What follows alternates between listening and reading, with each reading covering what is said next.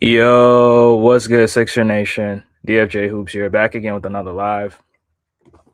Hey, as y'all come in, make sure you smash the like button, subscribe to the channel if you haven't, and hit the bell notification icon as well. Let's get right into this. So, this would be a very, very interesting live stream because what the Sixers did last night, which was very, very surprising. I wasn't expecting anything that happened last night. I was expecting the whole opposite.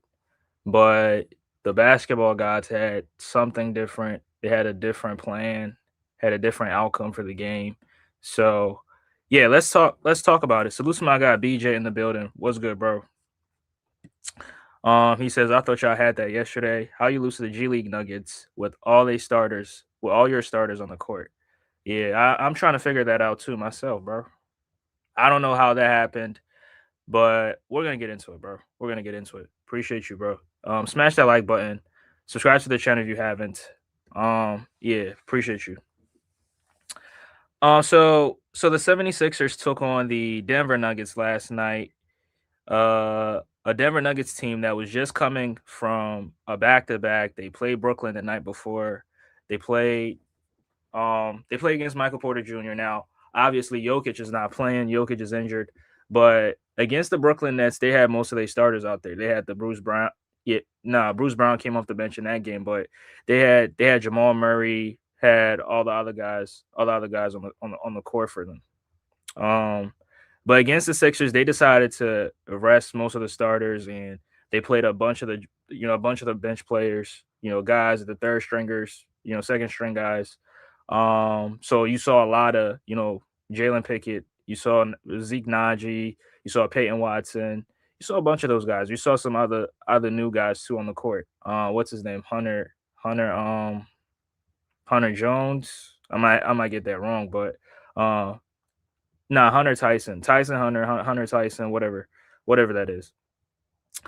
And the 76ers, for the most part, had most of their starters out there. Now, Kelly Oubre still dealing with the injury. I don't know if they're holding him out, but he didn't play. Trendon Watford didn't play. But the Sixers had the big three out there. Paul George was out there playing. Even though Paul George did not have a good shooting night, I felt like he had a good performance.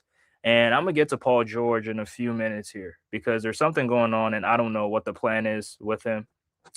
So we're definitely going to address it. But Paul George was available. Joel Embiid was available. Joel Embiid played very, very well.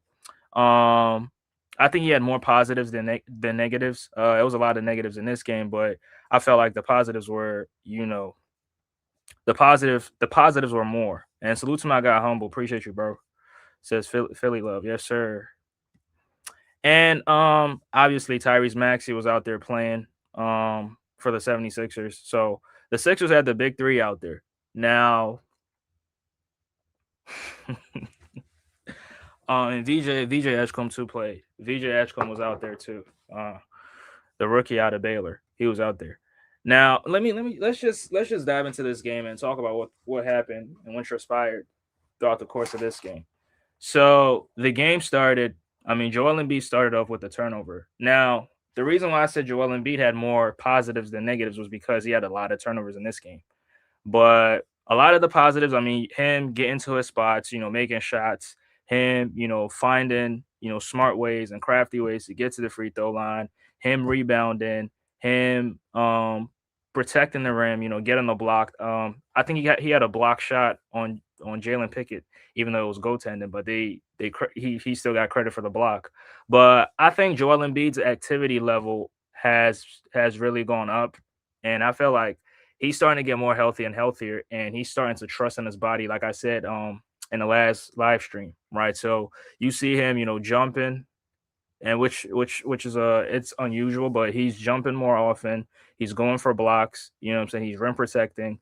And his activity level is very, very has risen in these last few games. I mean, you see him, try to switch out to the perimeter. Me personally, I think it's a bad idea because going up against today's guards, like they're so good, and the least mistake you do, they'll make you pay. Especially if you're a big, you can't keep up with these guards on the perimeter. It is what it is. And we saw Jalen Pickett, get those switches, um, on the perimeter as often as possible. And I think he made like 3 or 4 step back threes over Joel Embiid.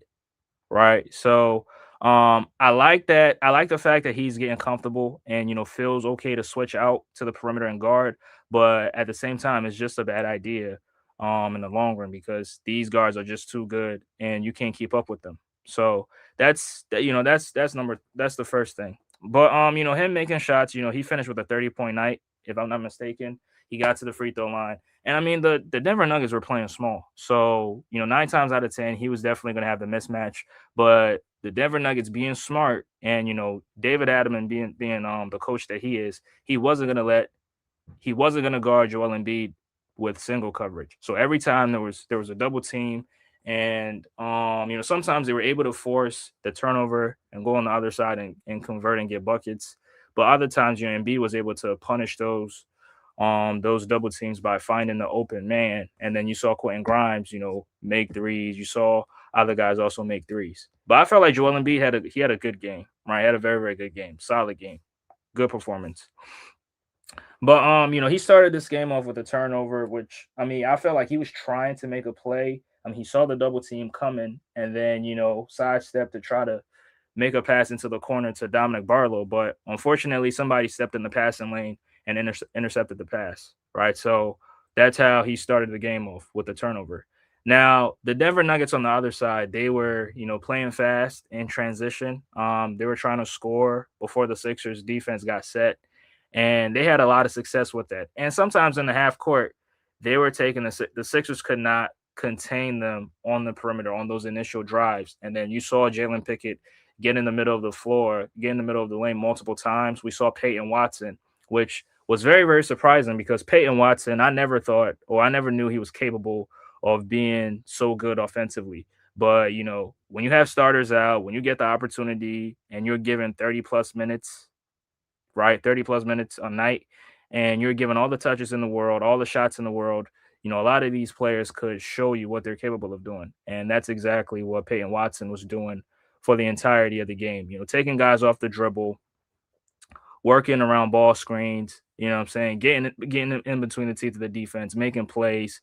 And then for whatever reason, I don't know if this is by strategy, the Sixers tend to leave a lot of wide open shooters in the corner.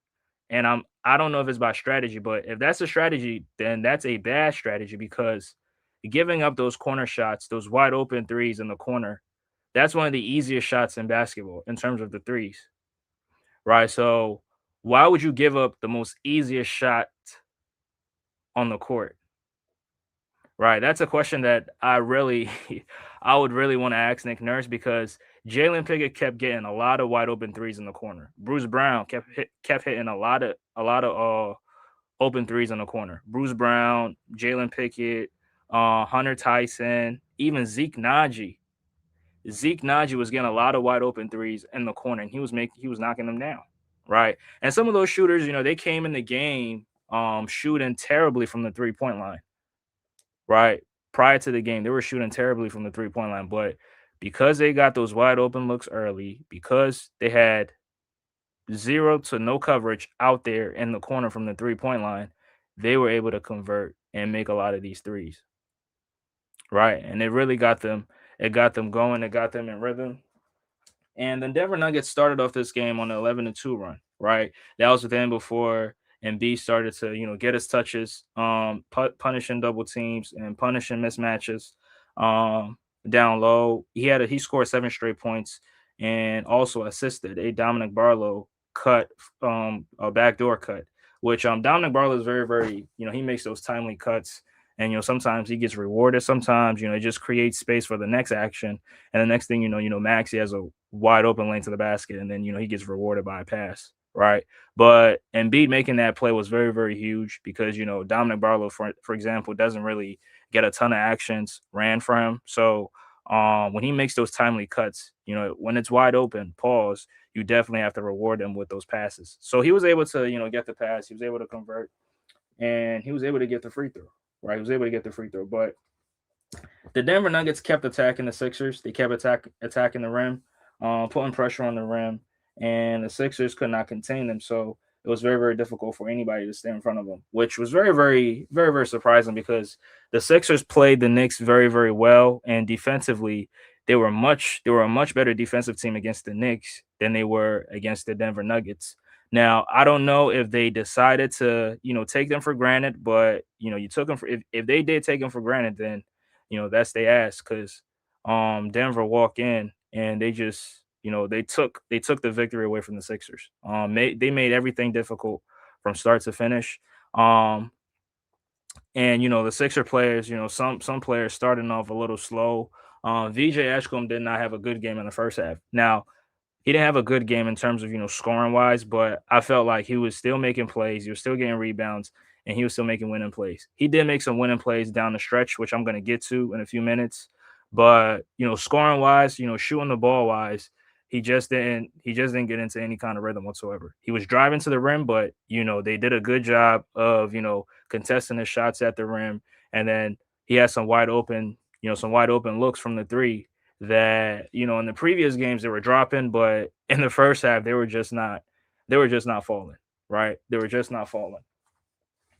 But the Sixers late in the first, they were able to take the first lead off a Maxi 3-pointer, and they were able to play from there. But Denver was still attacking, and Denver was able to retake the lead, and then they had it into the second quarter with the lead. Right. Smash that like button as y'all come in. Smash that like button. Sixers Nuggets post game reaction. DFJ hoops. That's what we're talking about. So the Sixers they go into the second frame, right? And I mean they started off. Adem Bona had a good play, a good defensive play, not giving up on the play, and he was able to get the block. And then on the other side, the very next possession, Max he was able to reward him for running the floor. Now the reporters were even saying on the broadcast that he runs the floor very very well, and when he runs like that, it gives the players a lot of options to get him the ball and try to finish those plays. So, turning defense into offense is very, very good, very, very beneficial to the Sixers or for the Sixers because you're able to get easy looks in transition, right? And you're able to score without the defense being set. So that's how the Sixers started off the second frame. And then, Paul George, hits 2 3-pointers, and then is also able to make a play to Adem Bona, kind of like a high-low action where Adem Bona had the mismatch on him. I think he had Jalen Pickett on him, and then he was able to convert. Right, he was able to convert.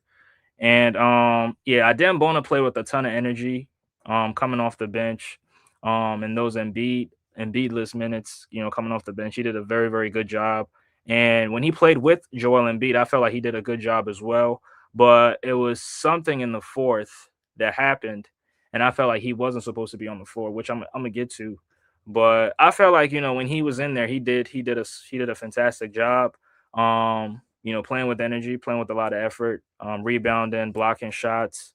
But sometimes, the Denver Nuggets, they were so crafty. They were able to, get to the rim before he even got there to contest those shots. And, we saw Jalen Pickett doing a lot of those. We saw Peyton Watson getting to the basket a lot of times. We saw even Bruce Brown, putting the ball on the floor and getting to the basket, making plays. Right. But I still felt like, Dan Bona was doing his job, from the low side on the weak side, rotating over to contest these shots. But sometimes it's just nothing you can do about it when the offensive player just gets to the basket before you. 9 times out of 10, they're going to convert, right? And we saw that a lot. We saw that a lot from the Denver Nuggets, and they kept putting pressure on the Sixers' interior defense. Um, so even though the Sixers were down, they were able to still, put together some good offensive possessions. They were able to tie it up at 39.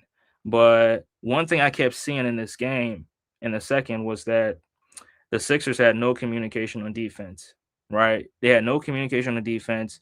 And I saw when the Denver Nuggets players were getting into the middle of the floor, it put the Sixers defense on scramble mode. And then you saw two guys trying to close out on one player because there was no miscommunication, right? And then Denver they were just doing a very, very good job of moving the ball, finding the open man. And it felt like every single time that happened, they were able to find the open man, and the open man was able to convert every single time. right? They were able to convert every single time. Or when they got in the middle of the floor, they were able to get to the basket and score, right? And it felt like the Sixers had no answers for them, right? It felt like they had no answers for them. Not from the perimeter, not in the paint, and then also giving up all these wide open corner threes to these guys, and they made the Sixers pay for it. If I look at the box score, I'm gonna pull it up right quick. Um, yeah, let me get this up right quick. 1 second, 1 second, y'all. So Denver made they attempted 37 threes and they made 18 of them, right? So that's 48, 49% from the 3-point line. So if you're making your threes at that high, at a very, very high clip, if you're also turning the ball over less and then also rebounding fairly well, 9 times out of 10, you will win the ball game, right? You will win the ball game. And they did a good job of, moving the ball around. The players are also moving around. So it kept on the Sixers defense in scramble mode almost every single time. And the communication was just not there. Right. The communication was just not there. And then you'll see two guys trying to X out on the weak side, and then they'll leave somebody wide open in the corner. Right. I kept seeing that multiple times. And looking at this, I mean, Jalen Pickett made 7 threes. Right. He made 7 threes. Bruce Brown made 2. Peyton Watson made 2. Zeke Naji came off the bench and made 4 of them. Right. He was 4 for 5 from the 3-point line. Right. And then Hunter Tyson, like I said, I was saying Tyson Hunter. But Hunter Tyson he made two threes. And um so Spencer Jones also made a 3. And Spencer Jones he was very, very aggressive in the first half, right? He started it off, and then Jalen Pickett just took over. And Jalen Pickett finished the night with 29 points. He had his career high, right? Against the 76ers. Right. Salute to my guy, Rap Guy Reloaded. Appreciate you, bro. Appreciate you. But the Sixers, they kept fighting. They kept fighting. And it was a back and forth game. And the Sixers, it seemed like every time they scored, like Denver had an answer for them every single time, because the defense was not where it was supposed to be last night. And you can blame Nick Nurse for that. I mean, I wouldn't have any problem with it. I mean, people always blame him for anything anyway. So uh yeah, him taking the blame, I have no issues with it. But the Sixers at some point, they took a 3-point lead. And then there was this play where Adem Bona was in the paint for about 9 seconds, and they didn't give him a 3-second violation. And I felt like that was funny because, you could see David Adelman and the rest of the Nuggets coaching staff like yelling at the officials like, yo, he's in the paint for more than 3 seconds. Why are you not blowing the whistle?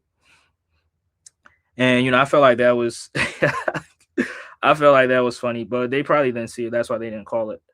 But late in the second, Jalen Pickett, a back-to-back threes in the corner in the same spot. Same action. They ran the same action. Peyton Watson got a screen, drives through the middle. The defense collapses, and then he whips a pass into the corner, and then Jalen Pickett is able to make a wide open 3. And there's just no contest, nobody there, because everybody collapsed and try to contest or try to stop that one man in the paint. Which, I mean, the middle of the floor is very, very very, very vulnerable, right? The middle of the floor is very, very vulnerable. And as the Sixers are a no middle team, meaning they try as much as possible to keep every action from the middle of the floor. But last night they did a poor job of that, right? They couldn't stop anybody from, dribble penetrating. They couldn't stop Bruce Brown. They couldn't stop Peyton Watson. They couldn't stop Jalen Pickett. And it was just, and Spencer Jones too. Don't get it. Let's not forget about him. He had a good game, but I mean, I felt like Peyton Watson, Jalen Pickett, Bruce Brown, and then Zeke Naji. Those guys had way better numbers, and they kind of overseeded what he was doing. But I felt like he had a good game as well. Smash the like button as y'all come in. Smash the like button. But even though he made those, Jalen Pickett made those, back-to-back threes, the Sixers still found a way to, tie this game up. I mean, Maxey came up huge, in that second quarter. Paul George, his threes from the beginning also helped a ton. And then Joel Embiid, doing what he does, was able to help get the Sixers that tie. So they tied it up at 58 heading into the third. Now they go into the third, and Dominic Barlow, I don't know. I don't know why Nick Nurse never plays him in the second quarter. I mean, I don't know what's going on. I don't know what the decision is, but he played Paul George a ton of those minutes in the second at the power forward position, and then late in the second he had Adem Bona playing the four, and then Joel Embiid playing the five, and then he had Jabari Walker in the game too for a few minutes, and Jabari Walker also he played a had a for the amount of minutes that he was in there he has some good plays on both sides, getting offensive rebounds, also converting, and then running the floor. I felt like he had a good stretch right there. But Dominic Barlow not playing in the second, I just don't understand why. But he started off the third. He hits a corner three because they left him wide open, and the Nuggets instead were prioritizing VJ Edgecombe, and VJ made a smart play into the corner. That's one of the easiest shots on the basketball court, and then Dominic Barlow was able to make the three. Now VJ, as I said, he struggled. He went like 0 for 5 in the first half, but he was still, getting rebounds. Like I said, he was still making plays. I think he finished this game with about 8 assists, right? So he was making plays. And when he had the ball in his hands, like a lot of positive things were happening for the Sixers, in terms of offensively. But on the other side of the floor, it was just not. It was just not. It just wasn't the Sixers' night, right? So Barlow makes that three, Joel Embiid makes a three, and the Nuggets still fighting, still crawling, um, not letting the game get out of hand. They were also able to convert, and it got to a point where it was just back and forth, right? No team could get a stop, but the Denver Nuggets they were running some good actions and were getting some wide open looks, and it was just they just had to convert, right? They just had to convert, and they were making some tough contested shots too as well. There were a couple plays where Peyton Watson had Joel Embiid guarding him, and not at the 3 point line in the paint. And he steps back or side steps or whatever, and he's able. And Joel Embiid contested it perfect, right? He contested it perfect, but they were still able to convert because they got into a rhythm so early. And it was not just Peyton Watson, it was also Jalen Pickett, right? He had some good plays at the rim, had some good takes to the basket, and he was also making some plays too, right? Like I said, they didn't make 18 threes for no reason, right? It was a reason why they were making 18 threes because number one, the Sixers kept giving them wide open looks, and number two, at some point they got into some kind of rhythm, and those shots were just falling for them. Rap Guy Reloaded says y'all got a bright future with Maxi and VJ Edgecombe. Yeah, that's true. I mean, VJ, very very high impactful player on both sides. Offense, defense. Even though he struggled, shooting the ball in the first half, like he made some winning plays down the stretch. Now, unfortunately, the Sixers did not win, but the plays that he made down the stretch, those are absolutely winning plays, right? In the clutch too, making threes in the clutch, making plays in the clutch, and then also getting stops in the clutch. Those are huge, right? Those are so huge. And then Maxi's gonna do Maxi. Maxi's gonna make shots. He's gonna be the fastest player on the court. He's gonna make shots. He's gonna make plays. A few times, he might get some stops here or there. But yeah, I agree with you. The Sixers have a bright future, and they have to play this. They have to play it right this time around, right? They have to play it right this time around, and not prioritize any player that decides not to shoot or decides not to work on his shooting, and prioritize building this team around the young core for sure.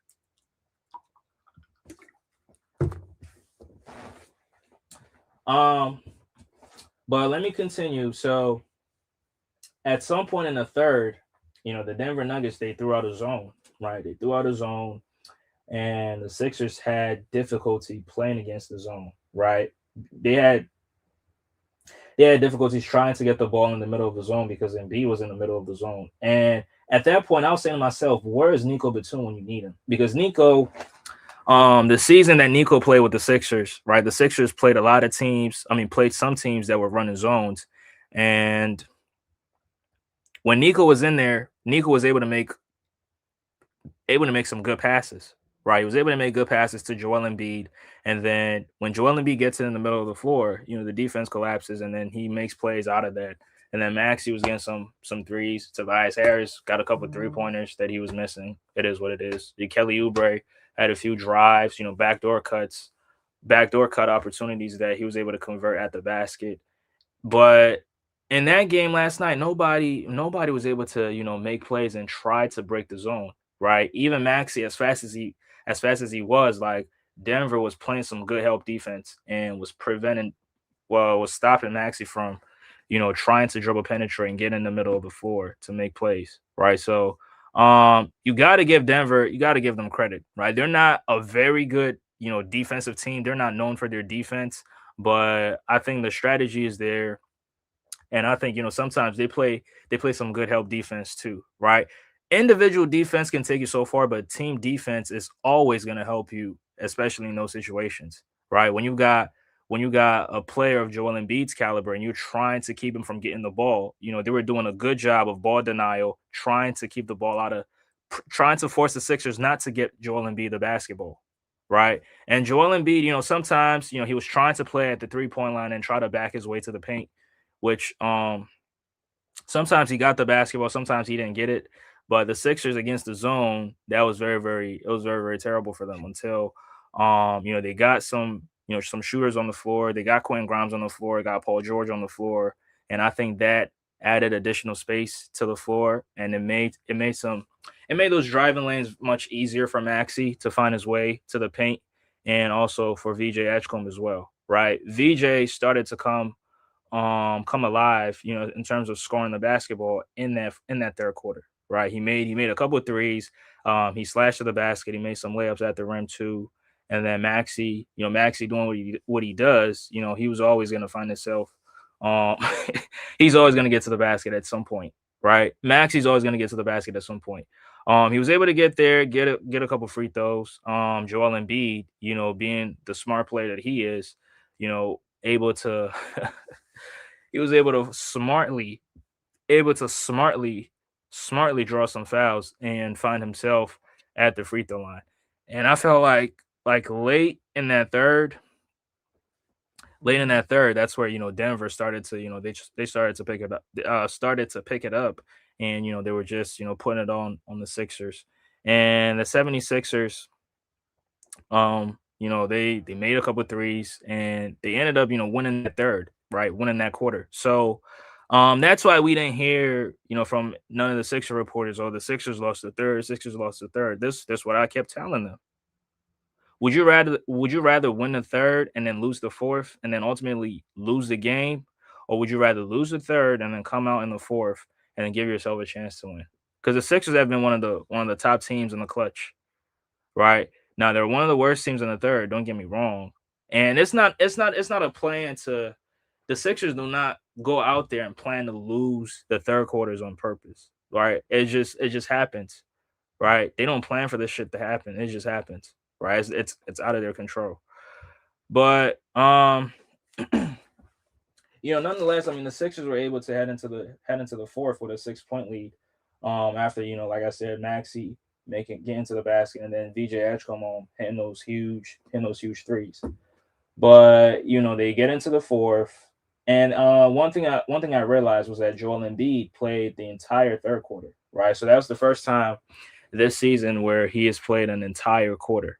And he made, like I said, some good things happen. Him scoring, drawing fouls, and then some negatives also happened too with the turnovers and giving the basketball away and not getting back on defense, and Denver capitalizing off those opportunities with those turnovers, right? So, but I mean, I felt like the positives were more, or the positives outweighed the negatives, and that's how I look at it. Now, I saw the Maxi fanboys, blaming Joel Embiid for this loss, and I mean, me personally, like I said, I'm not no Maxi fan, I'm not no Embiid fan, I'm a Sixer fan.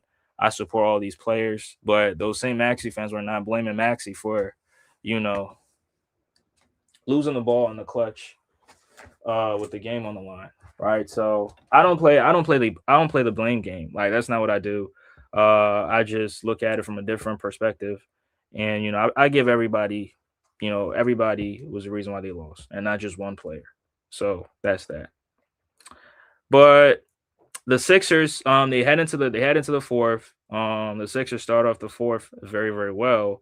Uh, I mean, in terms of the first two, three possessions where Bona had a dunk, and then Maxi, Maxi had a three, right? So they started off real smooth, real good, but Denver still kept making plays. Jalen Pickett kept the Nuggets alive, making plays, and then Jalen Pickett and the Denver Nuggets, they proceeded to go on a 13-2 run with the 76ers going scoreless in 3 whole minutes. 3 whole minutes, right? And that's where the Denver Nuggets, they took the lead because the Sixers were not able to buy a shot or get a bucket in 3 whole minutes. So I mean, the Sixers, they call time. Nick Nurse, walks into the court so frustrated. They talk some things over. They draw up a few plays, and they come out the time. And I think those couple ATOs were very good. And B was able to score off those possessions, and then also he bailed the Sixers out of some bad sets too, right? With his ability to make shots. And I felt like the Sixers were fighting, trying to tie this up or potentially take the lead. And then, I mean, that's where Quentin Grimes hit that huge 3-pointer when the Sixers were down four. He hit that huge three to cut the deficit to one. But then Denver was like, "Nah, we're not going away that easily."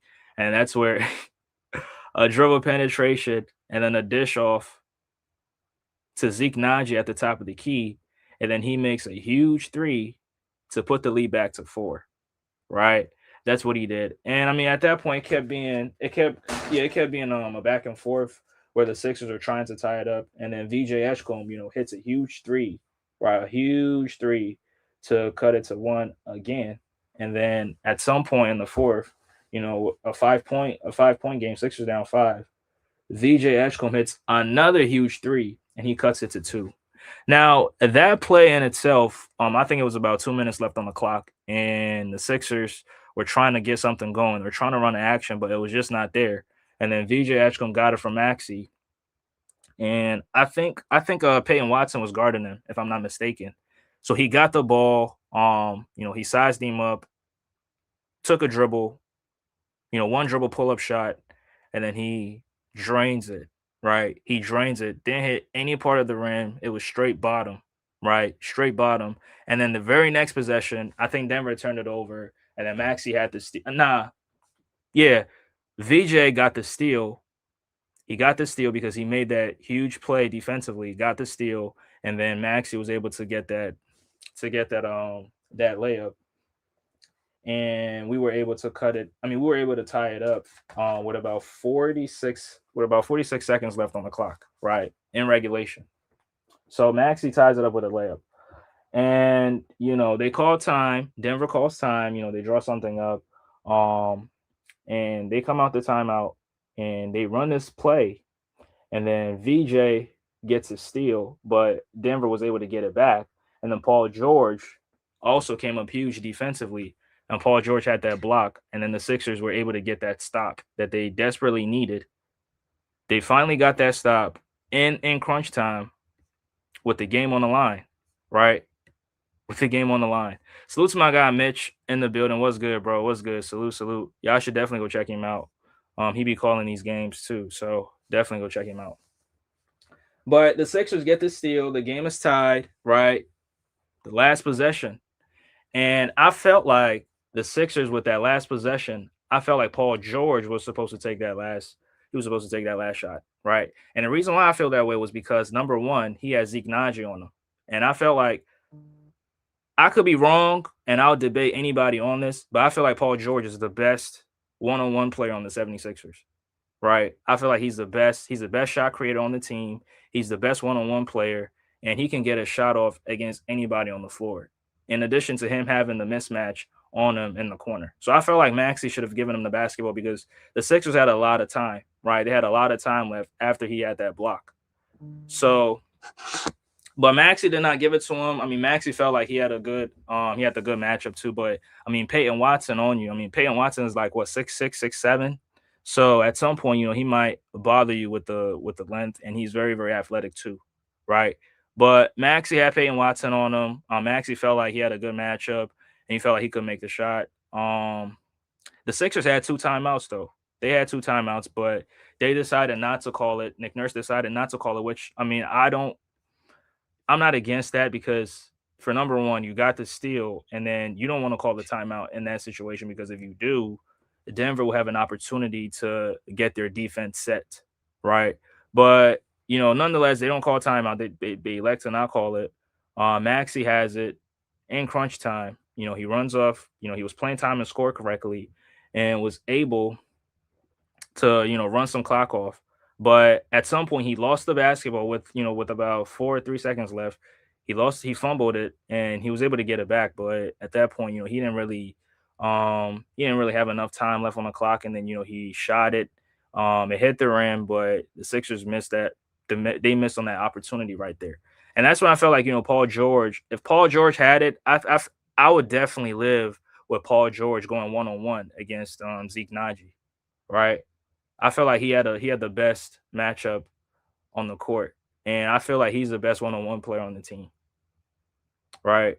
And especially with him having that block, you do want to you do want to reward him with that last shot, right? You do want to reward him with that last shot. It's kind of like it's kind of like a big like when your big man is able to get that huge rebound or huge block, you do want to reward him on the other side of the floor, especially if he runs the floor, right? But that didn't happen. It goes into overtime. Tie game. I think it was tied at 120, if I'm not mistaken. Um, so it goes into overtime, and Jalen Pickett, he picked up right where he left off in regulation. Right, he was able to hit that huge three, and Jalen Pickett was just it was his night. You can't take it away from him. Right, it was his night. There was nothing the Sixers could do to stop him. He got into a rhythm so early. Those step back threes were falling for him over Joel Embiid. Those drives to the basket. He had this one drive where it was a reverse layup, and it was just like everything was going his way, right? Like the way he wanted it, it was going right for him.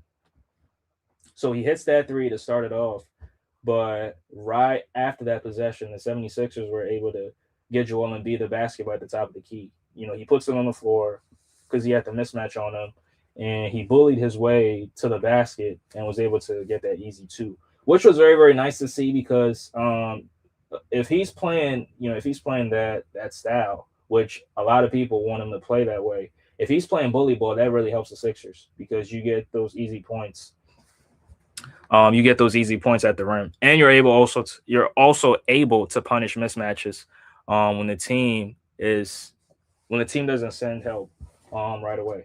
But Joel Embiid, he hits those, he makes the layup, and then on the very next possession, VJ Etchcomb with a huge block on Bruce Brown, right? A huge block on Bruce Brown, and then Denver still got it, but what you call it, VJ Ashcombe was able to rip the ball away from Jalen Pickett, right? He ripped it away from Jalen Pickett, so that was a terrible offensive possession for the Denver Nuggets. But the Sixers go on the other side, they give it to Embiid. Embiid tries to find a cut on Paul George. Paul George gets it. He gets double teamed in the short corner, and then VJ Ashcombe makes a huge cut, and then Paul George is able to find him, and then Paul George feeds him, and VJ just dunks all over everybody. Right? He gets that huge dunk, and then the Sixers they take a 1 point lead. Right? So a couple possessions for both teams. The Sixers had a few turnovers in those possessions where Joel Embiid was trying to make something happen, trying to get the basketball to Paul George, but he ends up turning it over. And then the Denver Nuggets also missed shots, but they had a last play. I think it was off a turnover, if I'm not mistaken, where Bruce Brown got it, and he ran the floor, was able to make the layup. Now Joel Embiid was able to get a piece of it, right? He was able to block it, but they reviewed the play and they discovered that it was a goaltend, and they gave them the 2 points. So Denver had the 1 point lead with about I think 5 seconds left in overtime. So the Sixers call time, they call time or whatever. Um, the last play, last shot, and Tyrese Maxey had it again.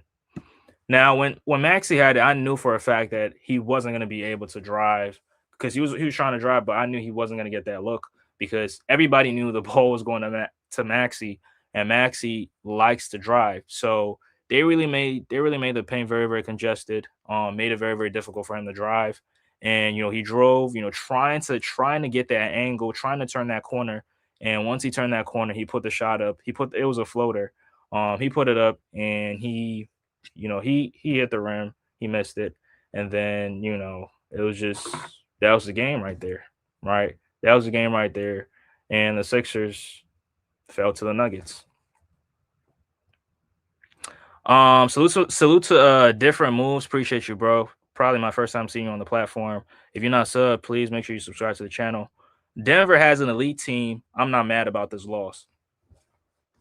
He also says that Jalen Pickett is an all-star. I mean, I'm not sure if he's an bro. I mean, I do agree that they got a good team. Now, one of the biggest narratives out there is that Jokic is playing with nobody. And that's why, most of the Nuggets fans were not, they didn't know if they should celebrate this victory. But if you celebrate the victory, that means that the narrative that Jokic has no help, that goes in the garbage can. Right. So it was kind of like, should we celebrate this victory? Because they were happy that they beat the Sixers, right? The Nuggets fans were happy that the Nuggets got the win, but you can't celebrate it because Jokic was not on the floor. Right. You can't celebrate it because Jokic was not on the floor. And most of these guys are Jokic. Most of these Nuggets fans are Jokic fans. They only want to see Jokic be successful. They don't really care about the success of the Nuggets, to be honest with you. They only care if Jokic wins the MVP. And that's how they look at it. Right. He says just shows Jokic. Bro, you going in on the Nuggets, huh? That's funny.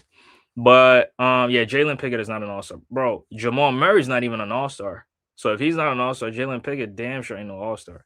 But he had a very, very great game. Like he showed flashes of an all-star. Now, I don't know if you give him those minutes. I don't know how consistent he could be with it. I mean, I just don't know. But I mean, it just shows you how if you give, any player in the NBA, if you give them like 30 plus minutes, if you give them unlimited touches, if you give them unlimited shots, they can absolutely make something happen, right? They can definitely make something happen. So, yeah, it shows you that the Denver Nuggets, they don't have bums, right? Because that's what these Nuggets fans. I mean, I don't even want to call them Nuggets fans. They're Jokic fans. It shows you that these Jokic fans only care about the success of Nikola Jokic. They don't care. They don't give a damn how the Nuggets perform. Rap guy says Jamal Murray should get all-star votes. Yeah, he's definitely making an all-star team this season for sure.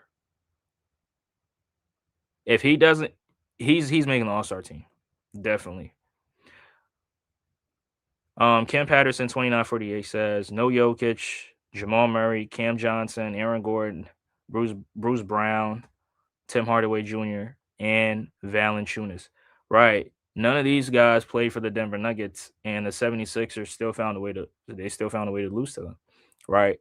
If you take now, yeah, speaking of I just remember something. So late in that fourth, the Sixers, I mean, Nick Nurse had Adem Bona playing with Joel Embiid, right? And that's where they were running that zone, and Denver was running that zone, and they were doing a good job of ball denial, right? They were doing that good job of ball denial. And I felt like in those minutes you should have had Paul George at the 4 position at that point, because the Denver Nuggets were sagging off Adem Bona, because I mean Bona's not going to punish you with his mid range. Like he's not going to punish you with those plays. And also, if you're trying to put the ball in his hands and force him to make a play, I mean, the Denver Nuggets are going to take those chances, right? Because I mean, I don't really see Adem Bona as that good of a passer or that good of an offensive player. I mean, offensively, his huge value is his ability to set screens. Sometimes he's able to get offensive rebounds. Sometimes he do got butterfingers, not the candy bar, actual butterfingers. But and I mean he's very very he can dunk. He's super athletic. He can convert when he's at the basket at a very very high clip, right? But in terms of making plays, right, passing, like I don't really see that from him. And he had a lot of those opportunities. And sometimes, right? Sometimes, I mean, let me not say sometimes, but there was this one play where he was able to make that nice read because Denver were trying to double team Joel Embiid, and they left Quentin Grimes wide open in the corner, and then Quentin Grimes was able to knock down a huge 3-pointer. Right, I think those are one of the threes that cut the deficit to one. Right. So he made a huge play, but I felt like Paul George was supposed to be in the game because if you have Paul George in there, Paul George would definitely make you pay if you leave him wide open in the mid range because that's his game. And then also Paul George, I trust Paul George making those plays, making those reads in the crunch rather than Adem Bona. So that's my only gripe with Nick Nurse for not having the right personnel late in the game, right, in crunch time, right? That's my only thing against him. But I mean, nonetheless, the 76ers still should have won this one, right? They still should have won. And you take a team for granted, that's what happened. That's what they did with the Brooklyn Nets, and Brooklyn stunned them. But I mean, you were able to beat the Knicks, right? You're able to beat the Knicks. You got the victory. You play good I mean, you play good team defense against the Knicks. So what happened? Why not repeat that in this one, right? But hey, it is what it is. Salute to corporate beat pumper. Oh, this Brian. Hey, what's good, bro? You changed your name. That's good. That's good. He says Joel Embiid is an bomb. Hey, bro. To be fair, Joel Embiid had more positives than negatives, right? The 7 turnovers, I get it. But I think some of those turnovers he was trying to make a play, but it was just telegraphing those passes, and then Denver being smart, stepping into those passing lanes and then picking up those passes. Right, like the huge one down the stretch that cost the Sixers when he was trying to get the basketball to Paul George, but it was just a bad pass. Right, it definitely hurt us. But I think another thing is that at some point Nick Nurse has to get Paul George more involved in the offense rather than just him standing in the corner and doing nothing. Right. Sometimes they do get him the basketball, he'll do a few, most of the time it's just ISOs, right? It's just ISOs, nothing real for him. I think in the previous game they run a few actions for him off those flex cuts, those flex screens, where Adem Bono was screening from him in the corner, and then he was shooting those wide open threes. Was it against the Knicks? Probably, yeah, it was probably against the Knicks. But he has to be more involved in the offense, right? And 10 shots, I don't think 10 shots is enough. I mean, what third? I mean, I don't even know if he's a third or fourth option because at this point, I think VJ is more prioritized than Paul George, which sounds crazy because you're prioritizing a rookie over over a veteran, right? Over a former All Star. But like I'm saying, I mean, at some point he has to be more involved in the offense. It, it just can't happen like this all the time,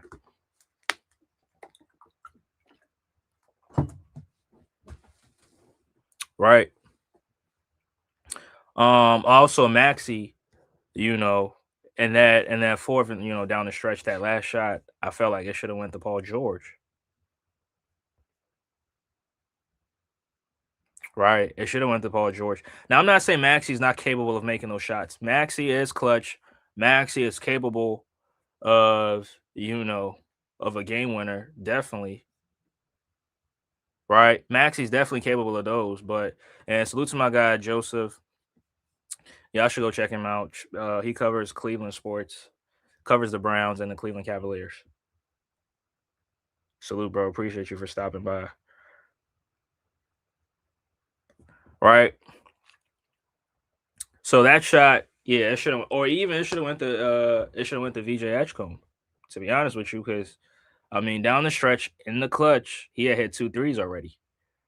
Right, he hit two threes already. And VJ, there's one thing about VJ, he is so fearless. It's like he really wants it, like in the moment, like he's not scared to shoot it. Even though he did shoot some bad threes in the first half, like bad threes, like air balls, but like threes that are not even hitting the rim. They're not even grazing the rim, right? Straight backboard. But in the clutch, he was still confident. He still called for it, and they gave it to him, and he stepped up to the play, right? So, but I mean, in moments like that, everybody wants to be the hero. Everybody wants that last shot. Everybody wants to make the play. If Maxi would have made that shot, these Maxi fanboys would have glazed them all the whole of last night, right? And the Sixers commentators too. Don't get it wrong. I mean, they be glazing them. It's just nasty. I mean, oh yeah, I was watching the game from the from the Nuggets, the Nuggets commentators' point of view, and Austin Rivers was just dicky in the Nuggets, bro. It was oh my god, it was nasty, bro. Man, it's just, bro. eh, I could never do that. I could never do it. That's just not me. That's not I don't do that. That's not my style.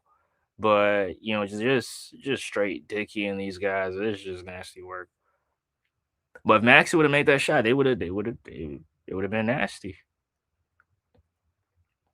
But in moments like that, I think whoever has the easiest matchup you should give them the basketball, right? You should give them the basketball, and I think it's easier scoring on Zeke Naji than it is trying to score on Peyton Watson, from the 3-point line, right? From the 3-point line. So, but let me read off these numbers, and I'm gonna call this. Yeah. Appreciate y'all for tuning in, though. Appreciate y'all. And if you didn't like the video, if you didn't like the stream yet, please make sure you drop a like on the video. Appreciate it. So Spencer Jones, 10 points, 3 rebounds, 2 assists, 2 steals, 1 block. Peyton Watson at the power forward position, 24 points, 7 rebounds, 4 assists, two blocks, 1 steal.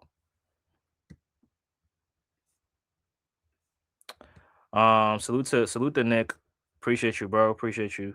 He says all that matters is all that matters is podcast P had fun. Yeah, he did. He did have fun. But I still believe that he's capable of doing more. Right, he's capable of doing more. But I think at this point, somebody's gonna have to sacrifice, and they're letting him sacrifice. So yeah, he did have fun. But 3 for 10, was it 3 for 10, 4 for 10? Yeah, he got to be better too. Paul George got to be better. So Holmes, who started at the center position for the Denver Nuggets, 2 points, 1 rebound, 4 assists. Yeah, he also had some wide open looks at the 3-point line, but he was just missing them. Right, he was just missing them. But he's a small ball center for them. And the player of the game, Jalen Pickett, 29 points, 5 rebounds, 7 assists, right? And he dropped 7 threes, 7 for 11 from the 3-point line. That's nasty. That's nasty. Yeah, Nick laughing his ass off.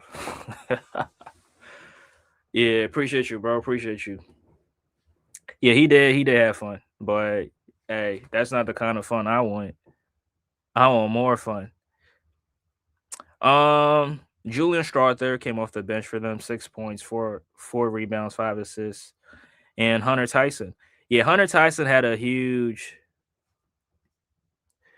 play, 4-point play. I think was it Quentin Grimes that fouled him, 14 points, 3 rebounds. But yeah, he had a decent game coming off the bench. Now the Denver Nuggets, they bench outscored the Sixers bench. Yeah, they had 2 guys in double figures. The 76ers only had Quentin Grimes in double figures, but he stinks. Bro, I don't think Paul George stinks. I think they're just not involving him more. Right, they're just not involving him more. And yeah, I mean that's yeah. I think he can do more. What's more fun than losing to a G League team? Hey, I don't know, bro. Oh no. But it's just funny how the Sixers played very, very well against the Knicks, right? Against a contender, mind you. And then they turn around, they play against the G League Nuggets, and this is the performance that they put forth. right? This is a performance. That was a performance, and it was just nasty, right? It was just nasty. And if the Sixers had won this game, I mean, it would have been very very good for them, but that was not the case. But going on to the Sixers, Paul George, 8 points, 2 rebounds, 3 assists, 2 steals, one block.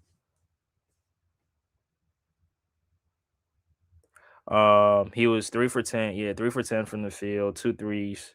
And those two threes came in the second quarter. Right, those two threes came in the second quarter. Um, yeah, I feel like Paul George can do more. He's capable of doing more. Dominic Barlow, 6 points, 2 rebounds, 0 assists. Only played 12 minutes. Didn't play at all in the second. VJ Edgecombe was 17 points, 8 rebounds, 9 assists, 2 steals, 2 blocks. You know, he has some huge threes in the fourth, right, to help the Sixers tie it up. So shout out to him. Tyrese Maxey, 28 points, six rebounds, 6 assists. Now Maxey, shout out to him. He's able to rebound in traffic. He's not scared to throw his little body around and get some rebounds. Right. I mean he's light as a paper, but he's still able to throw that weight around and get some rebounds. So Quentin Grimes off the bench, 16 points, 4 rebounds, 2 assists. People really said they're back, but not me. They'll lose to the Wizards, then beat the Magic by 20. It's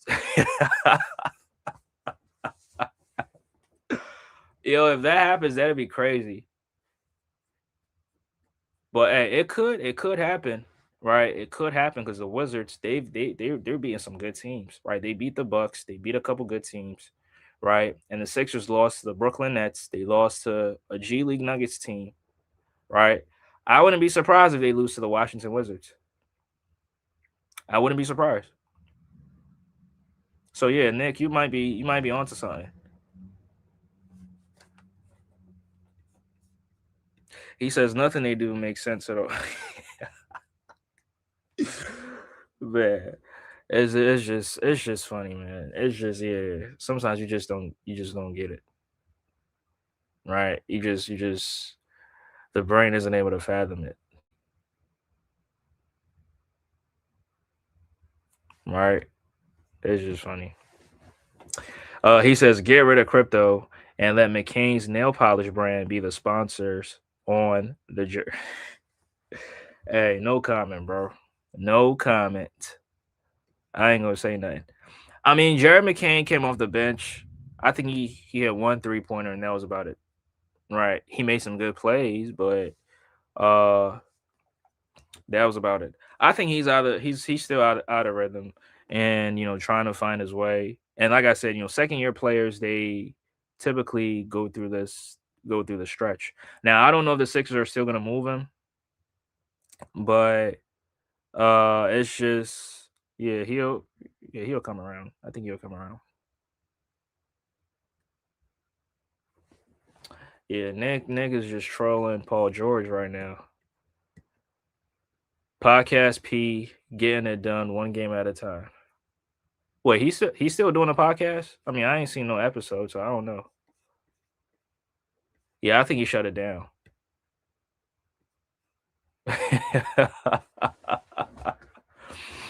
I think he shut it down. He ain't doing no podcast episodes no more. He shut it down. He says podcast P should be the permanent halftime show. Bro, come on, man. Podcast P. But let me continue. Joel Embiid with 32 points, 10 rebounds, 2 assists.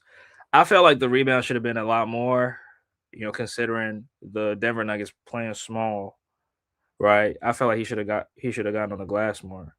But, the 6 turnovers really hurt us, right? It really hurt us. And one of those possessions where he was trying to get the ball to Paul George, that really hurt us too. Right, that really hurt us, so but like I said, most of those turnovers, it was him trying to make a play. Sometimes Embiid will do some dumb shit and just turn it over and not get back on defense, but, I mean, him trying to make a play. I mean, it's still a turnover. The Nuggets are still going to get on the races and try to score on the other end, but I think it's him trying to make a play is much better than him just doing some ignorant shit on the court.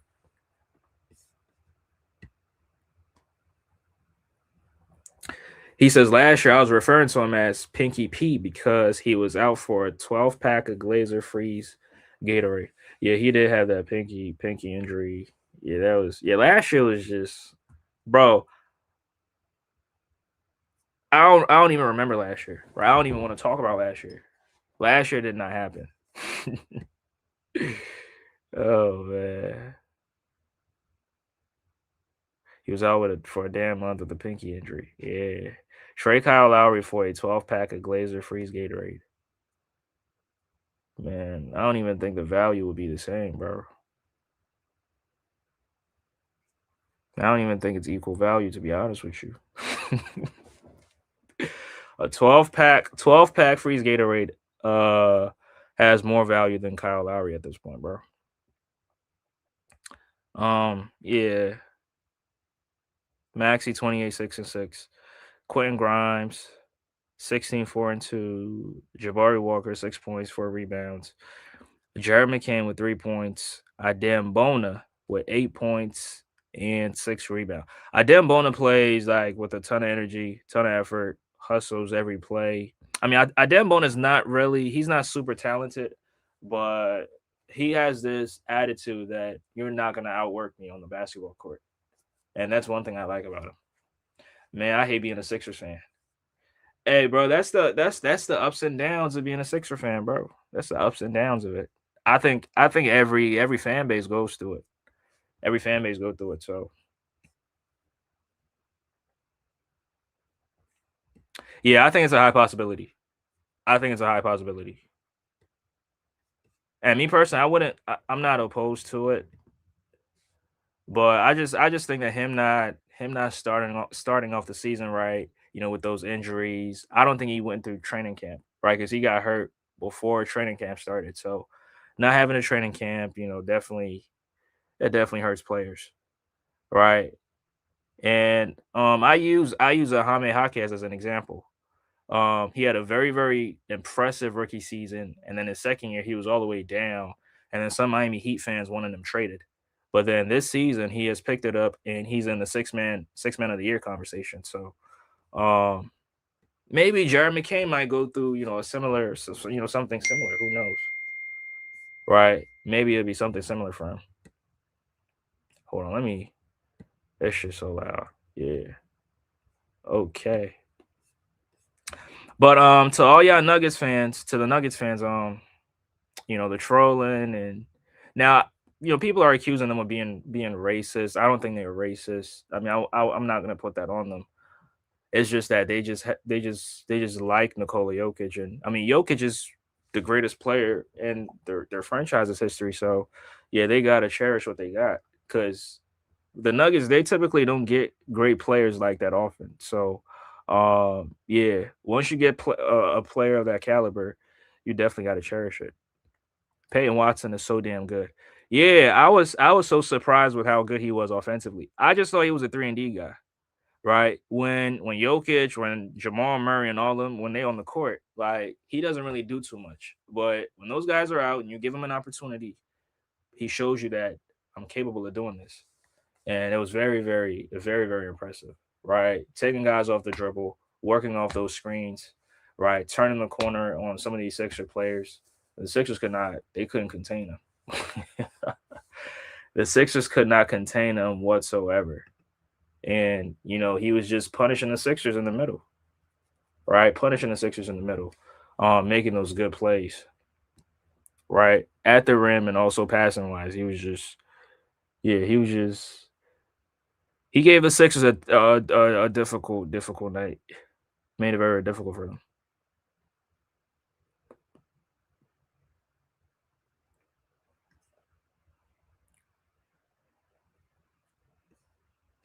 He said Tyson off the bench was looking like the second coming of Kyle Korver. Yeah, and you know what's crazy? He was shooting like 17 or 18% from the 3-point line prior to the game.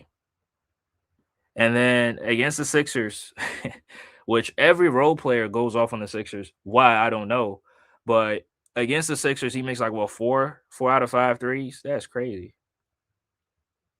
Now 4 out of 7 threes.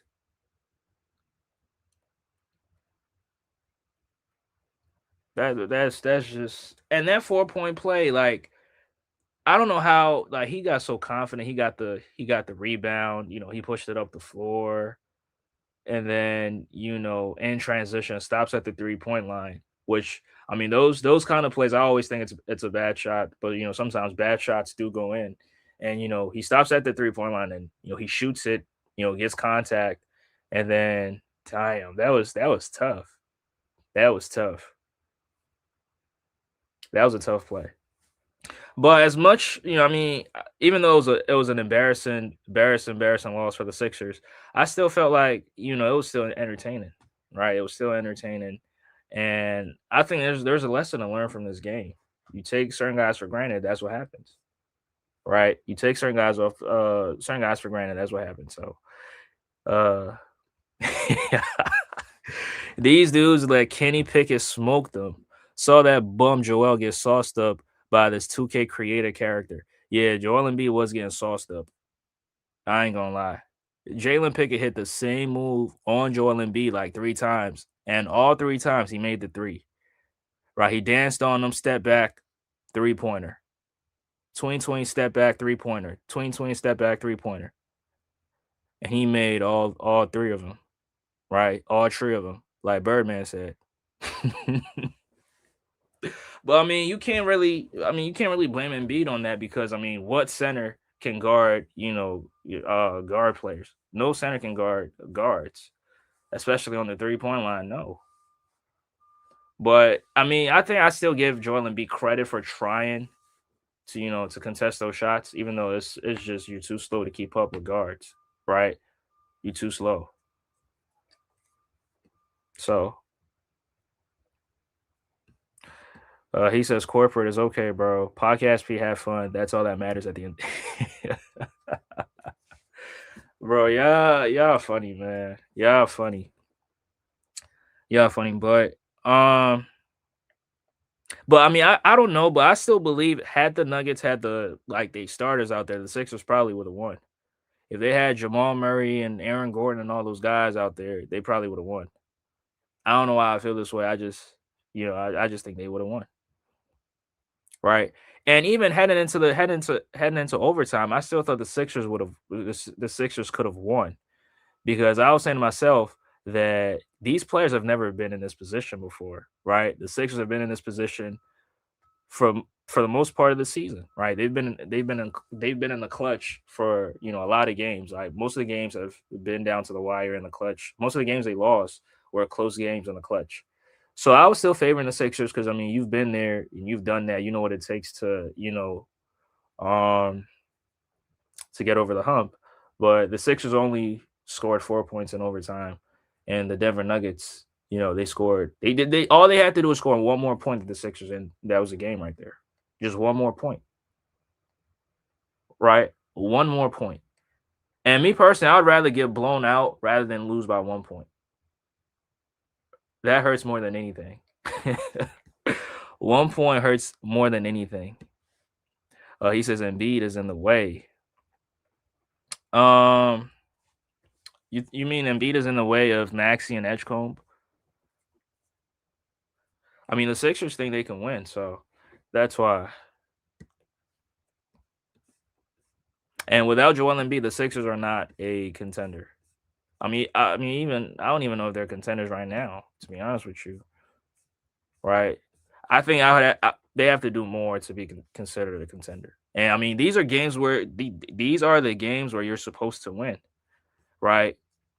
The easy games you're supposed to close the casket, right? And not play around with this team, right?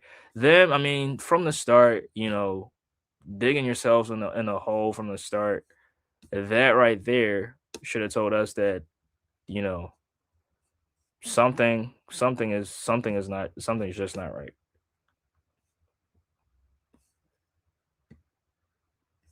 Something was just not right. But Yeah, that's all I got for this game. I'm still looking for some Kelly Oubre updates. I don't know when he's returning. I mean, they're saying that he might get traded. That's why they're holding him out. There's rumors that Andre Drummond might get traded too. Now, Andre Drummond, I don't know why he's not playing. I mean, his last few games was not impressive.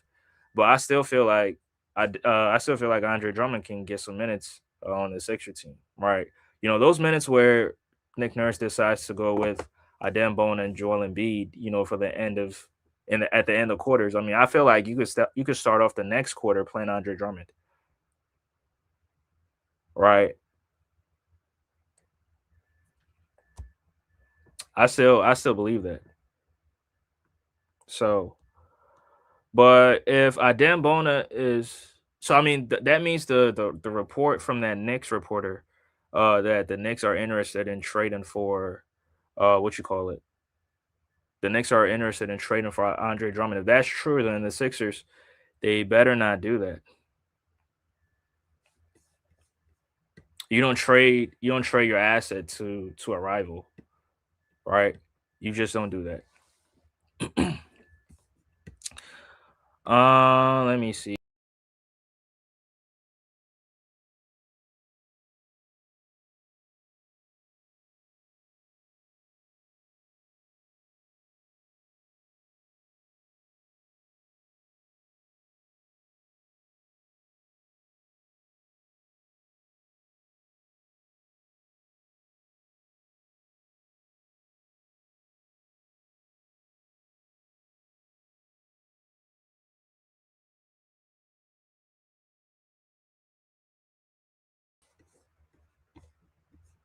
Yeah, my bad, y'all. My bad, my bad.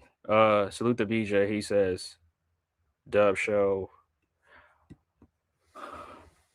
Corporate B Pump says random dude named Spencer posted the win on his link. Yo, that's crazy. Wow, being the Sixers is that's a championship, I guess.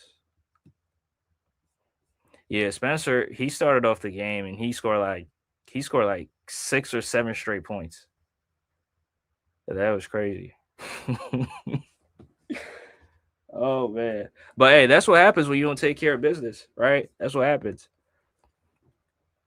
Um, Nick says Nick Nurse saw Drummond hit the side of the backboard shooting a three, and he said, "I've seen enough." Yeah, I mean, I don't know, cause he had games where he was knocking down those threes. Even though I don't like him taking a lot of threes, but he had some good games, shooting the three. Uh, I mean, Embiid in the beginning, Embiid was shooting some bad threes, shooting it off the top of the side of the backboard and crazy shit. So, I mean,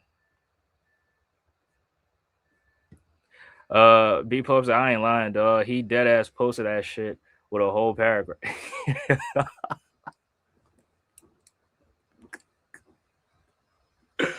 Yo, that's funny. Damn, they beat the Sixers and this how they act. But I mean, after they won, I mean the whole arena was just like everybody was stunned because like they did not expect the Sixers to lose. Right? Nobody expected the Sixers to lose. What about 6 or 7 players out? Nobody expected that. But they stunned the Sixers and yeah, that's crazy.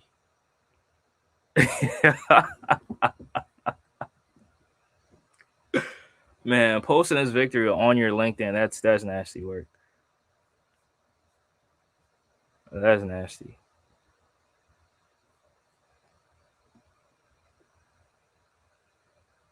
And you know what? I mean, the Nuggets, they have a because I remember a few seasons ago, the Nuggets had a similar situation like this, right? I think it was the 23-24 season. Most of the starters did not play, and then they had Reggie Jackson, they had DeAndre Jordan, and those two guys walked into the Clippers arena and they destroyed the Clippers, right? DeAndre Jordan was looking like DeAndre Jordan was looking like the Lob City Clippers, right? He was looking like his Lob City Clipper days, and just destroying the Clippers off those lobs and jams, right? Just destroying them, right? And the Clippers, they had their full team out there. They had Harden, had Kawhi Leonard, Paul George. Paul George was on the Clippers at that time, right? So the Nuggets, they have the hey, in situations like that, they thrive, right? In situations like that, they thrive. So yeah, they sure will. They sure will. Yeah, they'll make a movie and all that shit.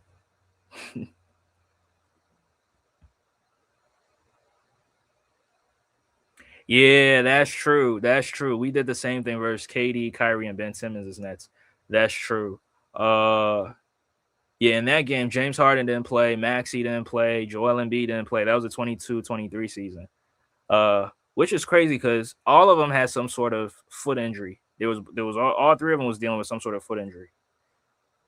And Tobias Harris, DeAnthony Melton, Montrezl Harrell, George Niang, and all those other guys, they beat KD, Kyrie, and Ben Simmons. That's true.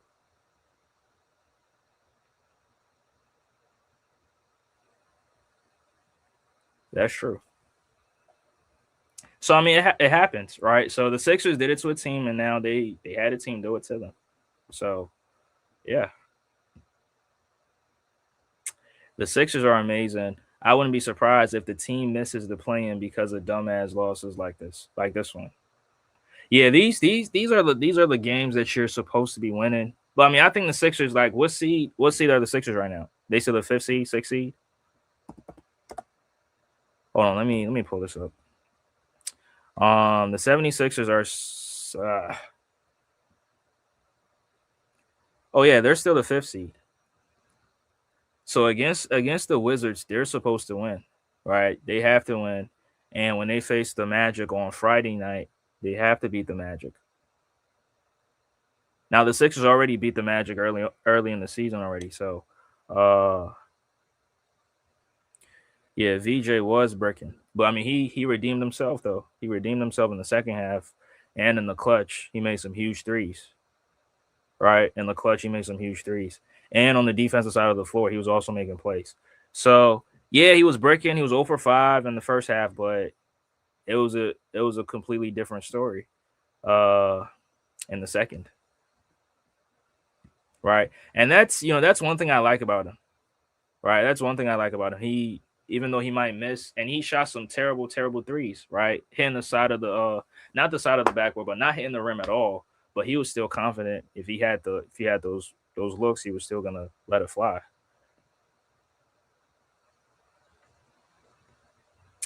Nick says, remember I said that because nobody else wants to say it. Nah, but I don't think the Sixers are gonna miss the plan. It's no way, bro. No way. No way the Sixers missed the plan. No way.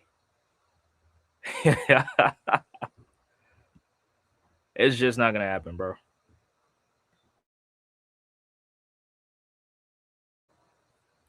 Um, yeah, VJ was breaking it. I think I got to that. He says it's too close. I wouldn't be shocked if they fell to 11.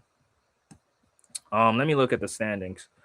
So, yeah, it's very, very, very close. So Cleveland, Miami, and the Magic are trailing the Sixers.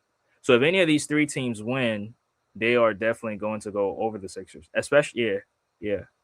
Maybe not the Magic, but Miami and Cleveland, because those two teams already beat the Sixers early on in the season. So they have the win record.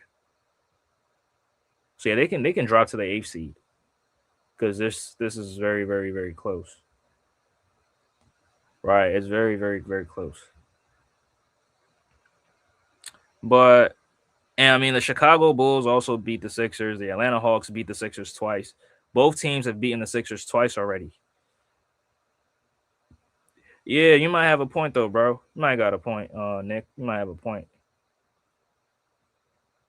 He says everybody said that last year. My cousin Sean Bernard. Yeah, bro. You know what's funny? I played against Sean Bernard in college. I played him in college. So yeah, I'm definitely. I know Sean. I know Sean. That's my guy. That's my guy. Salute. Shout out. Sixers. He runs Sixers. Sixers Digest. Yeah. Salute to him. Does a good job. Yeah, he played soccer. Yes, sir. Yes, sir. Played him in college. Yeah, smash that like button, y'all. Smash that like button. But I mean, he was not. He was no comment. No comment. No comment. But yeah, the standings, like the teams are real close to the Sixers. Had they would have, if they would have won, they would have had a little bit of a cushion, right? Because the only reason why they're the fifth seed is those other teams have more losses, right? So if any of those two teams like win any moment from now, they're going over the Sixers. Which let me take a look at the bro. I'm not saying that. Yo, I'm not saying that, bro. Nah, I'm not. Nah, he was nice. He was nice, bro. I'm not saying that, bro. He was nice. Yeah, he was nice, bro. I ain't saying that. But let me take a look at the games tonight. So the Cavaliers take on the Pacers. The Orlando Magic take on the Wizards. So the Wizards are going to play the Sixers on a back to back. But at this point, there's nothing guaranteed because the Denver Nuggets play back to back. They played the night before against the Brooklyn Nets. They lost. And then they put the beat in on the 76ers the very next night. So I don't know. Miami takes on the Timberwolves. So all three teams are playing tonight. So yeah, if any of these teams win, they're going over the Sixers. Right. Which, yeah, the Sixers they put themselves in a tough spot. So the Sixers will most likely by the end of the night they will be in the plan. Most likely, right? They're most likely going to be in the plan by the end of the night because I don't see all three teams losing. It's just not. It's just not possible, right? It's just not possible. Now, I mean, Miami might lose to the Timberwolves because the T Wolves gonna be at home, but oh, you know what's funny? All three teams are on the road. All these three teams are on the road, so I'm not even worried about the Orlando Magic. I'm more so worried about Miami and Cleveland.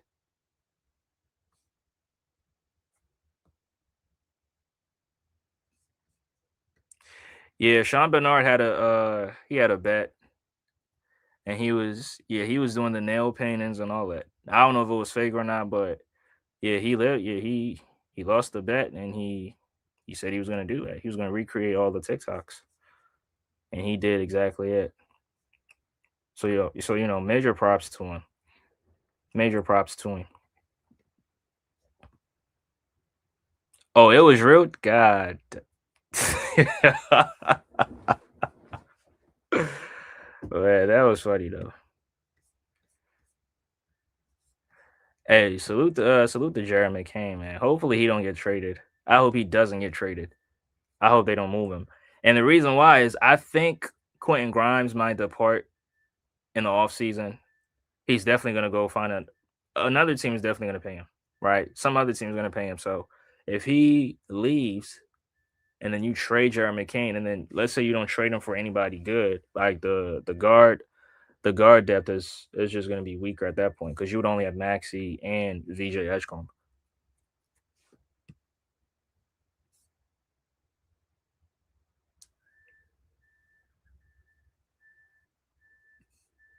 Oh, so you thought the Sixers? Damn, that's crazy.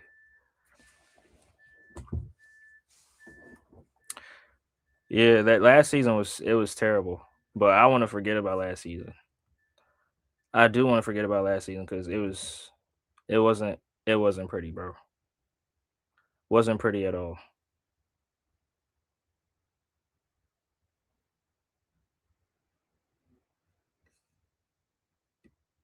The Sixers are gonna miss the plan. So January 6th, Nick, you're saying the Sixers will miss the play-in. Wow.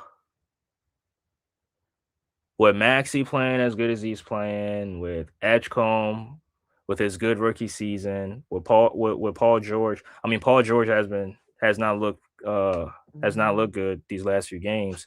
But Embiid, getting healthy and healthier, feeling more and more like himself. The Sixers are gonna miss the play-in. I mean, if they do at that point, you just gotta, yeah, just blow this shit up. Just blow this shit up. Right, because I feel like the Sixers have everything, right? They have everything.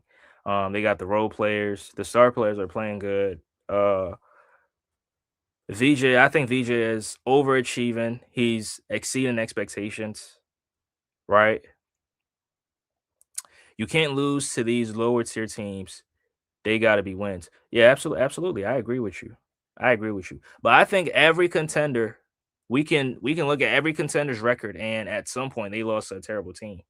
Like we can maybe with the exception of the what you call it um the Thunder. Hell, the Nuggets lost to the Washington Wizards early on in the season with Jokic, everybody else on the court.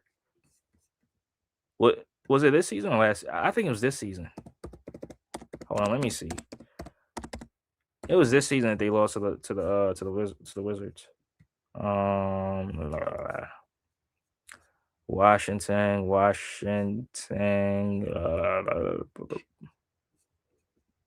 Am I tripping? Hold on. So they lost to Chicago, lost to Portland, lost to San Antonio. Oh, they lost to Dallas instead. And Dallas, I mean, the Sixers have beaten Dallas twice this season. They swept them. So maybe it was last season. Yeah, maybe it was last season. But I agree with you 100%. These are games that you should be winning. Hey, but sometimes shit happens, bro. Shit happens. Embiid has no Brian Pump. Come on, bro. Come on. Now, I don't think he has the same impact that he had, 2 or 3 seasons ago, but I still believe he still got some impact, bro. He still got impact. Everybody's saying the East is weak. It's weaker, but not weak. You still got some very good teams, and the Sixers are just not one of them. Mm. They have everything but health and IQ. How do you not call a timeout last night? Maxi forcing that contested three. But Nick, that's what I was saying though. I think the logic behind that was to not let Denver get their defense set. Right. Now, me personally, I felt like the last shot should have went to Paul George. Now I know you're gonna disagree, but the reason why I'm saying that was because Paul George had Zeke Naji guarding him. And I felt like that at the top of the key on the perimeter, that's a mismatch for Paul George. Right. I just feel that way. And I think Paul George is the best one-on-one player on the team. Right. So, but if they had called timeout, that would have been a good strategy too, because the Sixers had like 5 seconds left on the clock. But yeah, I mean, worst thing you go to overtime, and overtime the Sixers did not make enough good plays. Joel Embiid turned the ball over. Now I'm not blaming the loss on him, but it hurt the Sixers, right? It hurt the Sixers. But I mean, in overtime with 4 seconds left, they did call timeout, but Maxi just did not. He was trying to turn the corner, but it was just the angle was just not there. Right, the angle was just not there, and when he finally got it, he threw up the floater. But yeah, that was about it, and the Sixers were stunned. He says Nick Nurse with Kawhi is lost. You mean without Kawhi? B Pump says VJ on his Linsanity run. Nothing special.